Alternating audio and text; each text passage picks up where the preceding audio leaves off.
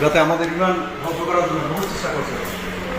Torture ছিল দেখে যান এদিকে, এই যে এখানে টর্চার ছিল একটা রুমের ভিতরে 70-80 জন লোক রাখছে। আমি এই রুমটা ছিলাম, এই রুমটার ভিতরে 150 লোক ছিলাম। এইটার ভিতরে এই এতটুকু রুমে 150 লোক ছিলাম।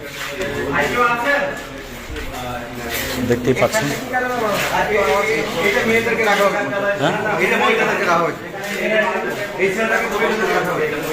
দেখতেই পাচ্ছেন এই ডিবি কার্যালয়ের সেল। একটা প্রায় 150 মেয়েদেরকে রাখা হতো আলেমদেরকে সামনে দাঁড় করা, ঘৃণা করার জন্য উলঙ্গ করে মেয়েদেরকে, বিশ্রী গন্ধ।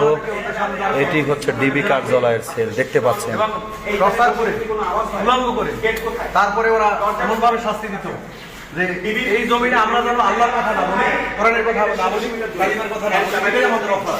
কি অফার জানি না, রাতের মধ্যে